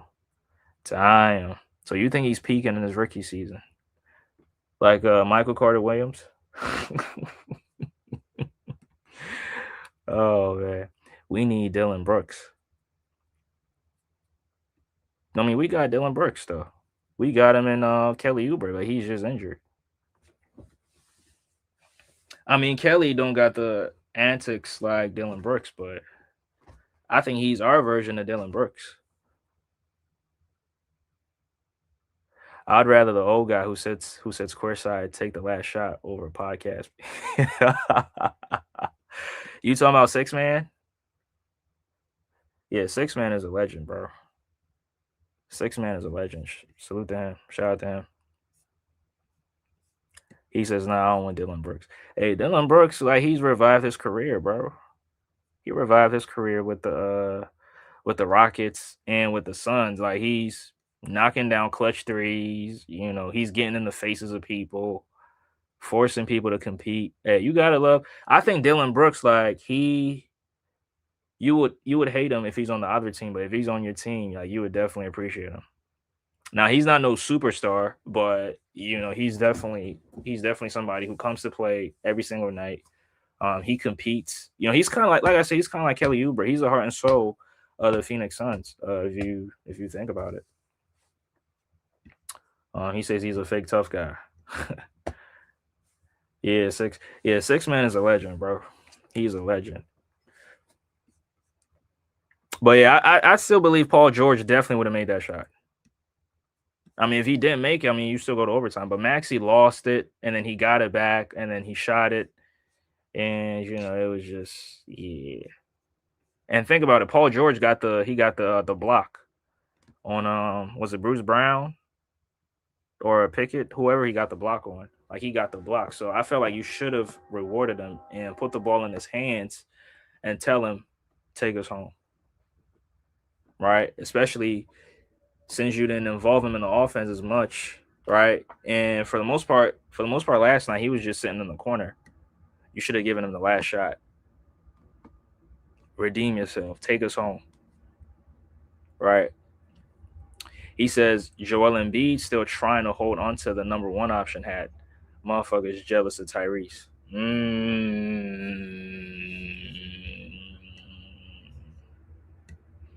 But I thought it was still Joel's team, isn't it? Now, me personally, I don't care whose team it is. I just want the Sixers to win. If they win with Joel being the number one guy or Maxey being the number one guy, I mean, it works for us because the Sixers are going to be successful. That's how I look at it. But I think Maxey is the number one guy. Maxey gets the bulk of the shots, right? He orchestrates the offense. Or offense is running through him. But I think in the playoffs, you have a better shot going through Joel Embiid than Maxey, and that's just my opinion. Maxey's just 6'2". He's a midget, right? He's a midget.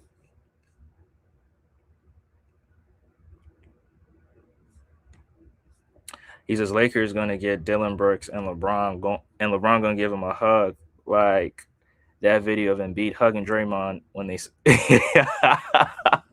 I mean Drummond, my bad, Drummond. Uh, yeah. I heard the Lakers trying to get Dylan Brooks. I mean, it could help the Lakers. I mean, shit, the Lakers do need some defense, and Dylan Brooks he's a good defender, I guess. He's a good defender, but I don't know how that's gonna work out with LeBron on the team. It's just gonna feel weird, right? It's just gonna feel weird.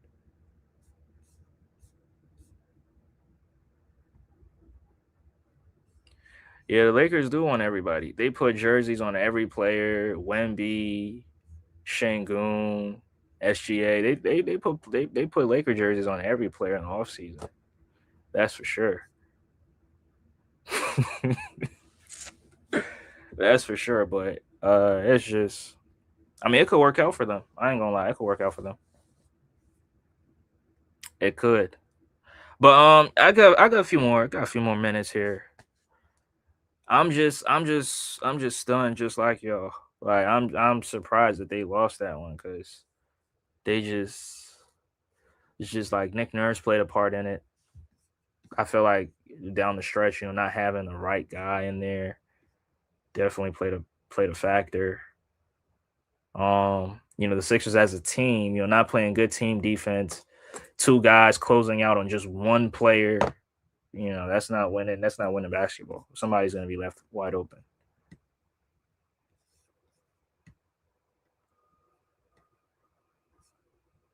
He says Dylan Brooks is scoring too. He's averaging 23 a game. Is he? Hold on. Let me see. No way. No way he averaging 23. No way. Okay, he putting up 21. Okay, well, cool dub. All right. Cool dub. 21 a game. That's I mean, at this point, it's not even surprising because like everybody's good. Like if you give people enough shot opportunities, enough opportunities, like they gonna put up numbers, right? I mean, he's taking 17 shots a game, so yo ass better average 20 if you're getting 17 shots a night.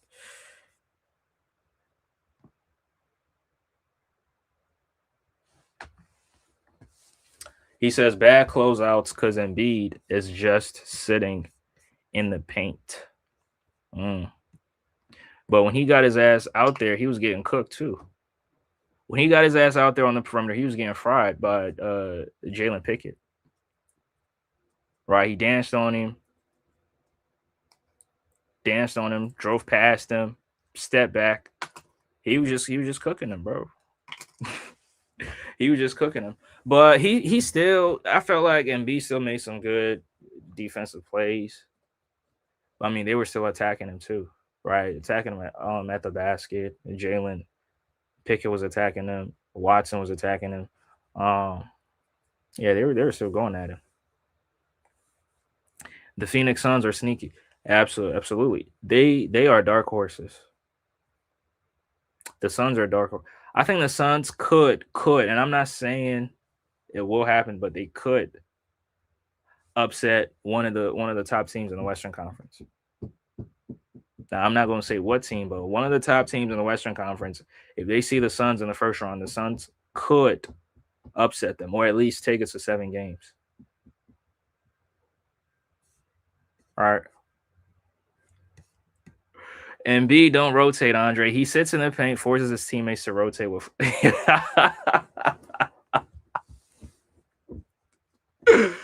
Nah, I mean, sometimes he does, try to go contest shots at the three, and he's just too slow, right? He's just too slow, and it's just wide open shots for the other teams too.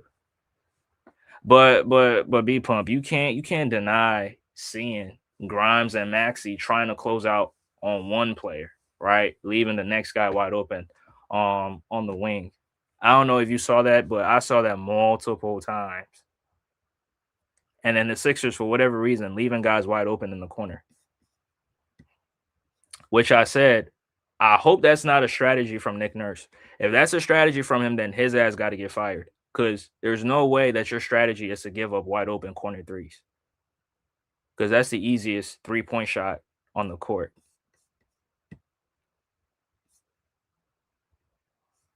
He said Embiid should run track. Bro, y'all funny. Embiid only want to shoot. Nah, Embiid do be making plays though. He do be making plays. Yeah, he want to shoot. Yeah, that's true. He want to get his numbers up. He want to get to that 27-point average, right? Because early in the season the numbers was down, so he trying to get it back up. And it hurts us sometimes. It helps us sometimes. But corporate, you can't deny that Embiid is starting to look good. Right? It's much better than it was in the beginning of the season. Right? He's getting much better. He's gotten much better. Or maybe should I say much healthier. BJ says I'm loving this. I'm loving it too. Yeah, I saw that because Embiid is playing the center in the zone while everyone is playing man. It's hard. Yeah, that man, you ain't got no mercy for Joel. No mercy for Joel. So you think Maxi should be the first option? You think if Maxi's the first option, the Sixers can win? And what I mean by win is they can make a deep postseason run and get to the conference finals.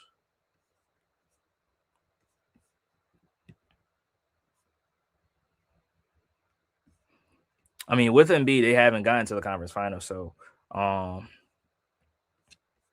you think if they switch up things, the result might be different?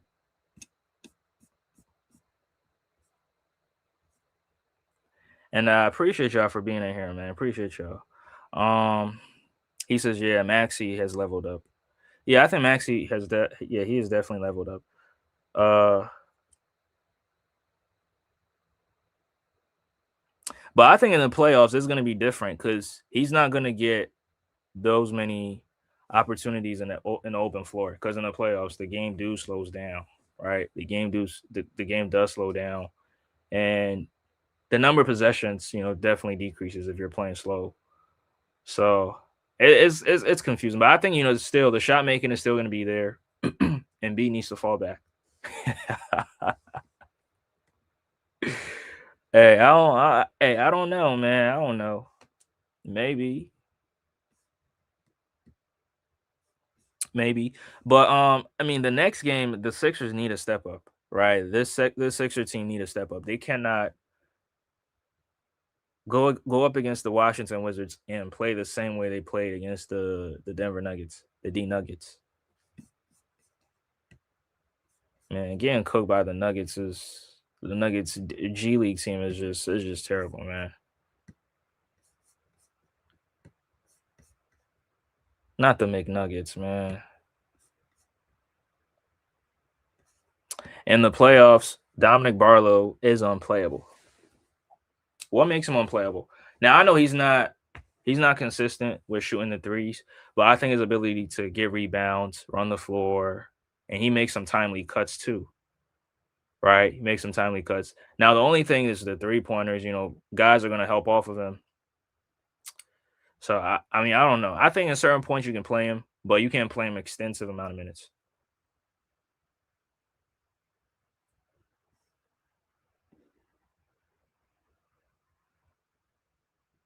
Yeah, Alexander Sarr was cooking Joel in the first game for sure. Was Joel playing? But he did cook in that first game. I ain't gonna lie. He was cooking in the first game.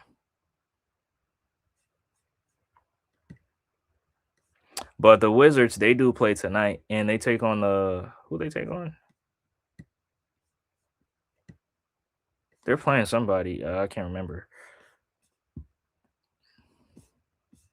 But yeah, Dylan Brooks averaging 20 is crazy.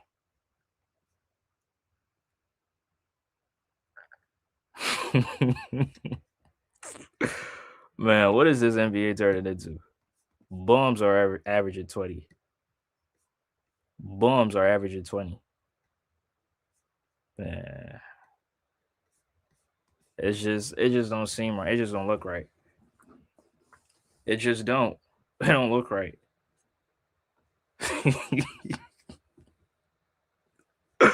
Oh man. But yeah, let me get ready and get up off here. Um yeah, but last thoughts. Just a terrible, terrible loss, but hopefully they can bounce back against the Washington Wizards and we'll see where they go from there. Uh so Washington, Orlando.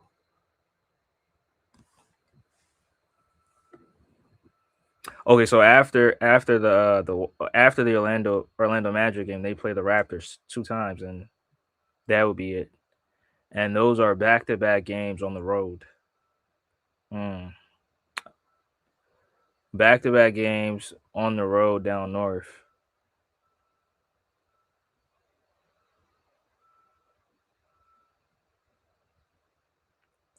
That's interesting. And then they take on the Cleveland Cavaliers in back-to-back games as well. But they have a day in between games. Yeah, I mean the month of January is definitely going to be interesting for the Sixers. I think this month will make or break them, right? It will make or break them. And yeah, so Joel will probably play. He'll probably play the game on Sunday, but will miss the game on Monday. Yeah, I think that's the ideal situation because he's not going to be playing back to back. So, um, Maxey is the best point guard in the East. I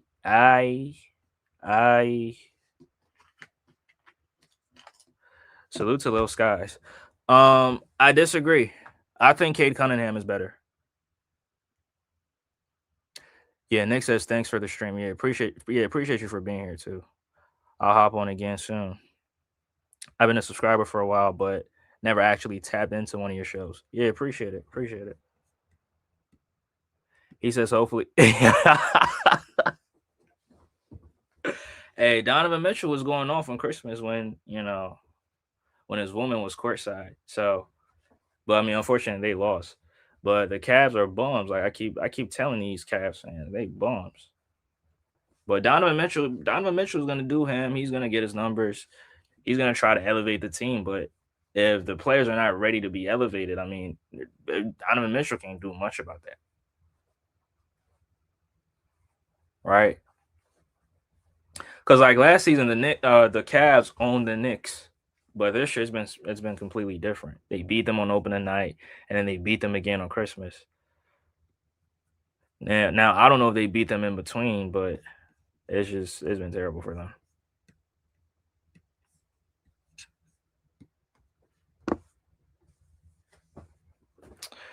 But yeah, with the Maxi thing, I think Cade Cunningham is better.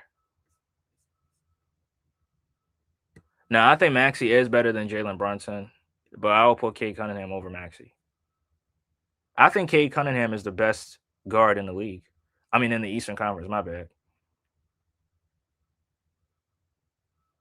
I mean, he's taller. He can do multiple things on the court. He can score. He can play make. He can rebound. He could also play defense, and he's just a bigger player. And I mean, I'm a huge fan. I'm a huge fan of Cade Cunningham. I like Cade. I like Cade. Salute to Cade. Salute to the Pistons. Salute to who is Hendo, the loyal Pistons fan. He says Cade nice, but his three ball is suspect. Yeah. I ain't gonna lie, bro. That's one of the weak. I think that's the only weakness in this game. I think there's definitely a weakness for sure. But the first game we played against them, like in the clutch, where he was running those screening actions, and the Sixers had Oubre, they had Drummond, they had three guys on. I'm like, God damn. And he was still making some good plays, right? He was still making some good plays, scoring. He had that huge dunk on Andre Drummond, made that huge play for Javante Green. I mean, the Pistons are playing some good basketball. Salute to them. Salute to the Pistons. We'll see when we face them, right? But those first two matchups, they cooked us, right? They cooked us, and Cade Cunningham cooked the Sixers. He cooked the Sixers all night. Cooked the Sixers all night. Now Maxey also did cook, but I felt like Cade Cunningham was the best player on the floor that night.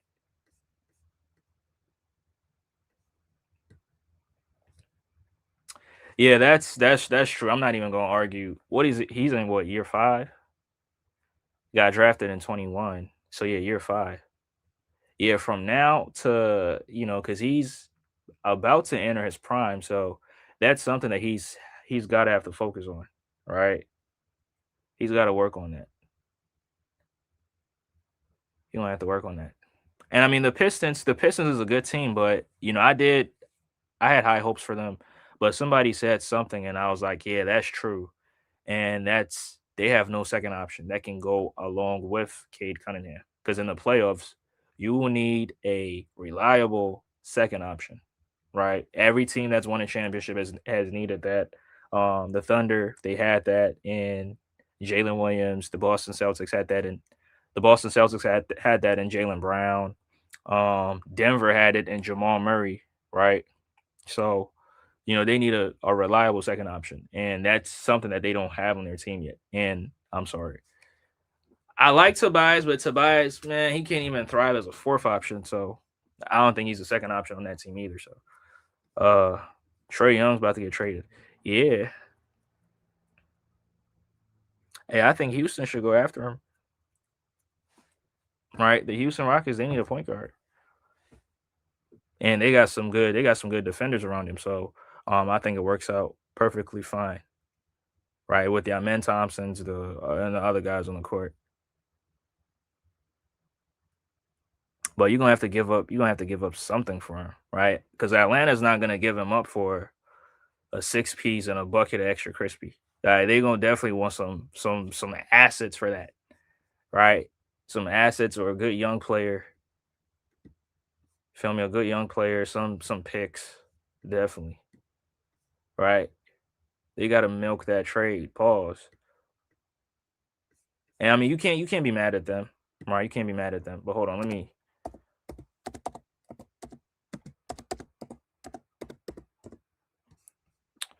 me take a look at this right quick.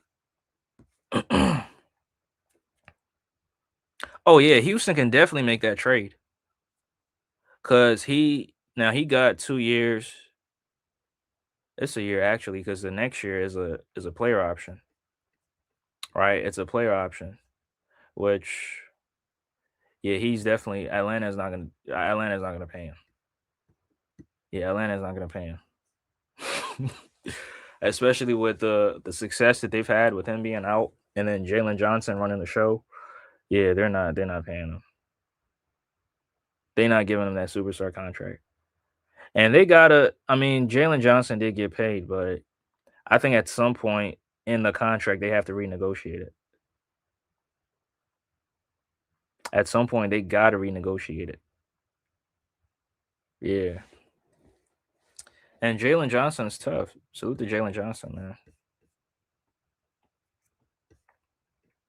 He says KD don't want no little ass Trey Young. I mean that's cool. I mean I'm just suggesting it because they need a point guard and Trey Young is a 20 and 10 guy. I mean 28, 25 and 10 guy. But I mean definitely the scoring is gonna go down because I mean they got KD, they got uh the center guy, they got the center bull, Alperen Şengün. Losing to the Nuggets without Jokic, sheesh, couldn't be the Cavs. But I tell you what, that's true.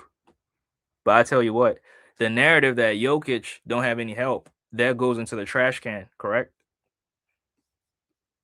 Because I seen these guys making winning plays, right? So all that talk, you know what I'm saying? Y'all gotta dead that talk. You gotta throw it in the trash. Because it's not gonna work on us this year. Right? It's not gonna work on us this year. So anywhere you want to go with it, bro. Anywhere you want to go with it. Oh man. But tune in sport. I can go dig in and do my research and I bet you I will find a a time where the Cavs lost to a team. He got help this season, not last season. Oh, now he got help this season, not last season. Bro, y'all be flipping y'all's logic all the time, bro. This shit nasty. This shit is nasty. And then you got some Nuggets fans, they don't know if they should celebrate this victory because they beat the Sixers. But then again, they don't want to celebrate it because Jokic was not on the floor. So it's like they're trying to pick and choose what they. I'm like, bro, y'all, come on, man. Y'all just, y'all just all over the place, bro. But yeah, too, and I ain't see you when the Pistons cooked the when they cooked the Cavs. You was MIA. Excuse me.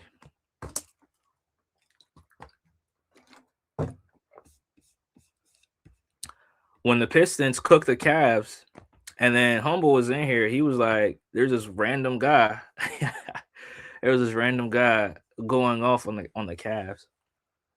Y'all lucky wasn't on the floor, bro. If Jokic was on the floor, we would have beaten the Nuggets. Definitely, man. Nobody's scared of Jokic, bro. Jokic was ducking Embiid, if anything, right? Jokic was ducking Embiid.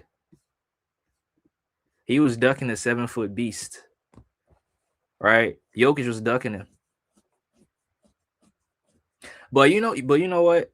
Did y'all see Sixer fans putting up signs? Where's Jokic? Jokic is missing. Like, no, like Sixer fans are classy. We don't do that shit, right? The Sixer fans are classy, right? Sixer fans don't do that. And smash that like button, y'all. Smash that like button. I got a few more minutes and then I am going. But Sixer fans are classy tuna sports. Like I said, you didn't see any where's Jokic? Jokic is missing and all that shit. And we welcomed him with open arms. We didn't boo him, right? We didn't boo him. So Jokic is scared. I mean, Embiid is scared of playing Denver. Well, what is in Denver? Why would Embiid be scared of playing Denver? Denver isn't Dagestan, so why would Embiid be scared to play there? It's just unfortunate that injuries every time when it's time for him to go up there, it's just injuries get in the way or load management. That's not his fault. Yeah, Sixer fans are classy. Yeah, did we boo Jokic? Did you see signs of where's Jokic? Jokic is missing. Did you see any of those signs? No. He was welcomed with open arms. Nobody booed him.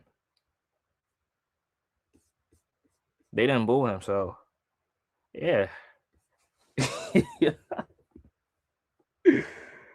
Uh,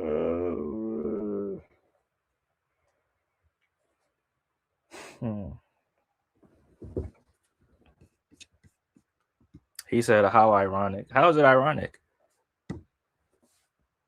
Hold on, let me see this. Let me take a look at this. So, I mean, I don't know when Jokic returns, but the next time the Sixers see them will be March 17th.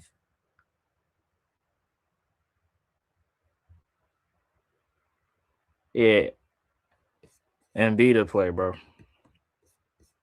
And B to play for sure. But to the sport, I'm gonna say this, bro. The Nuggets, they have moments like this, bro. I remember like 2 seasons ago, they played the Clippers. You probably might remember this.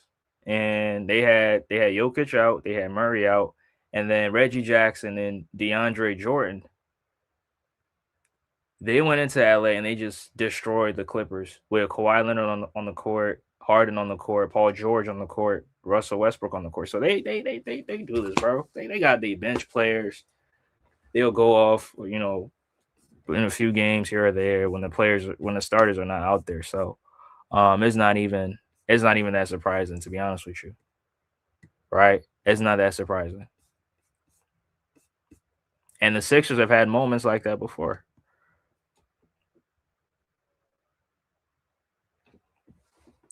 What about that Sixer fan and Russ that got into it? No class. Bro, I mean, I don't I never which Sixer fan are you talking about? I don't know. What moment are you talking about?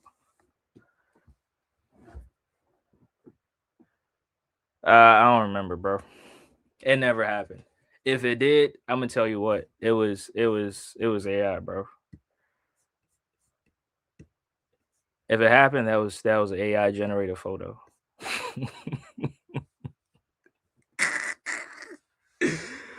Oh my god. It didn't happen, bro.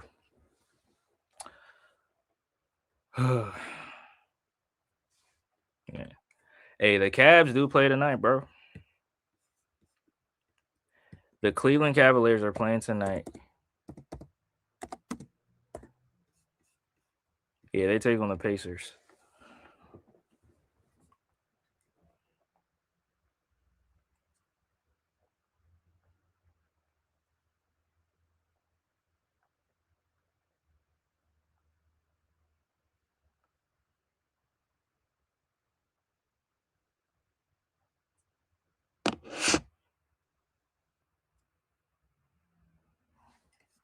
Yeah, it was a Jalen Pickett game, bro.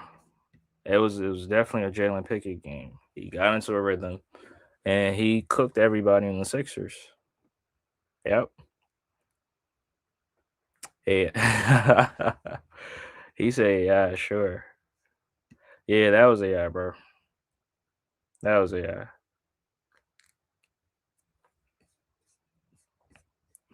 Hey, I don't know, bro. I don't know. Cause hey, some Sixer fans thought that against the Nuggets without the starters, they thought that was an easy win, but it turned out that that wasn't an easy win. So I don't know.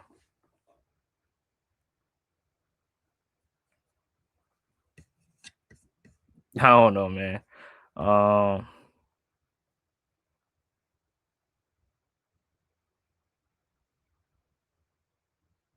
Um, he says VJ's nice though.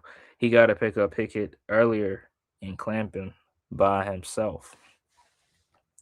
Yeah, it was a different. I don't know heading into this game what the mindset was, cause like when he went up against Jalen Brunson, it was like something completely different. Like he went into that game and decided to take the challenge defensively on him, and he had his moments. Other times he did get cooked. It is what it is.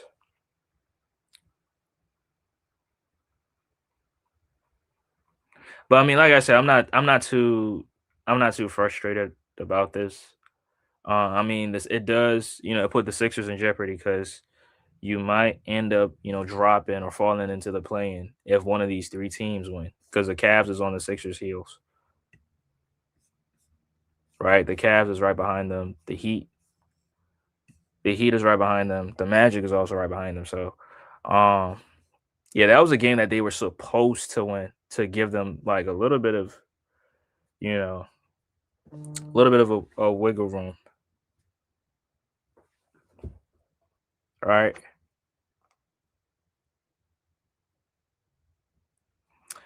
He says you guys will run the league in a couple years.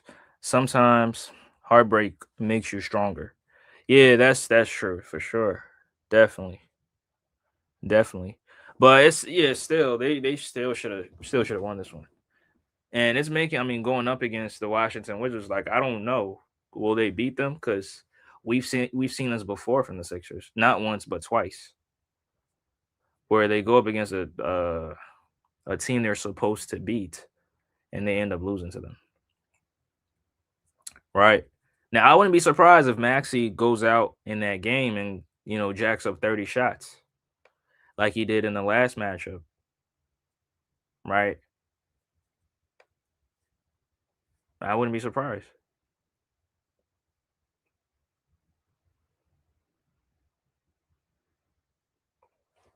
But yeah, that's it for today. But yeah, we'll definitely cover the Washington Wizards game. Hopefully they get the victory. If they lose these two games, it's not going to look pretty, right? They will for sure be in the plan. They'll be in the plan for sure. And yeah,